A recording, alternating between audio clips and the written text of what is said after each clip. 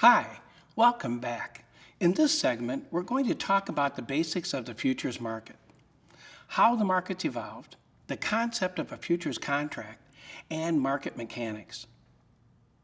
Let's begin by discussing the futures contracts. Basically, a futures contract is an agreement to make or take a delivery of a commodity or financial instrument at a fixed date in, you guessed it, the future. So even though the delivery isn't going to happen until a later date, the price of the transaction is determined right now, today, in the open market. Now, the idea of futures trading is nothing new. It actually started around 150 years ago as a way to manage agricultural production. At that point, most of the American Midwest was already settled and being farmed. The problem was that planting and harvesting cycles created huge swings in prices. So you had these ongoing boom and bust crises. You have to remember, back then they didn't have the physical and business infrastructures that we do today. Storage, transportation, insurance, lending, none of that was very advanced. Just wasn't around yet. That's where futures contracts came in. They offered the producers and the users of these agricultural goods a way to buy and sell goods on the spot and then defer a delivery date. Farmers could sell crops before the harvest and deliver them afterwards. Well, the bottom line is that trading futures had the exact effect the risk managers of the day hoped that they would. Pricing goods and financial instruments in an open market, along with public dissemination of those prices, allowed businesses to transact and plan with greater efficiency. The same principle applies today.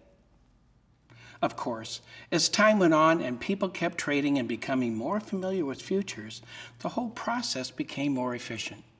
Trading and pricing became easier because each contract within an exchange's markets is identical to all the other contracts in that market on that exchange.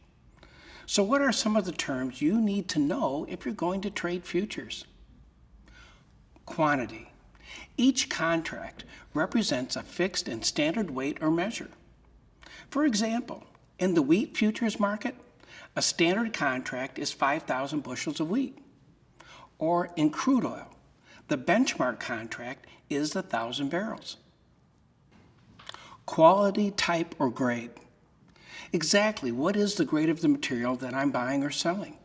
For example, within the energy sector, there are different categories of crude oil, such as WTI, or West Texas Intermediate, and Brent. Just remember that even if you don't have all the details pertaining to the weights, grades, or measures, it's all standardized, and all of that information is readily available on the exchange website. Delivery and payment terms.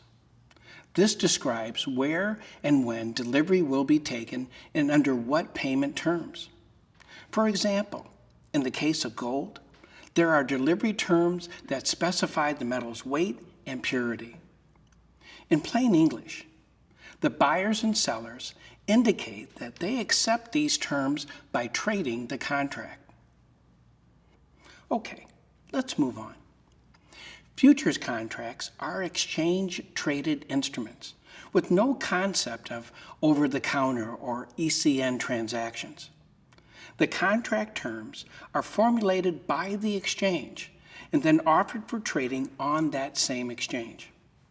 So even though different exchanges may list certain contracts for the same commodity, the important thing to remember is that every exchange's contract is going to be different.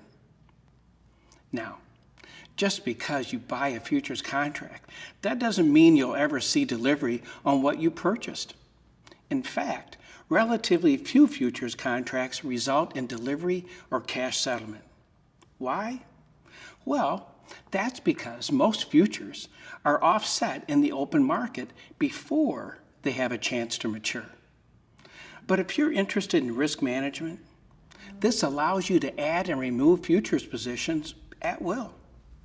If you're a speculator, this allows you to take futures positions along with their risk and opportunities without ever having to take delivery of the underlying item.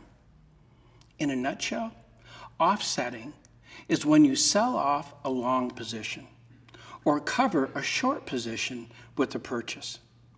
Once the position is offset, the contracts disappear from the account and the appropriate debit or credit is applied.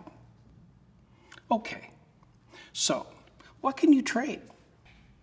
Well, we usually group futures into 4 categories. Let's start at the beginning. You can still trade the agricultural goods, as we mentioned earlier. You also have contracts for grains, livestock, and then you have what is commonly referred to as tropical goods. Tropical goods includes things like sugar and coffee. If you're trading anything that can be grown or raised, you're trading agricultural or tropical futures. Then you have energy and metals. So that includes crude oil, copper, natural gas, and building materials. Then you have financial futures. That includes foreign currencies, interest rates, and even stock indexes. And yes, you can even trade futures on individual stocks. So that should give you a good overview. Thanks for watching. Check out the next video where we'll be talking about who trades futures, futures exchanges, and clearinghouses.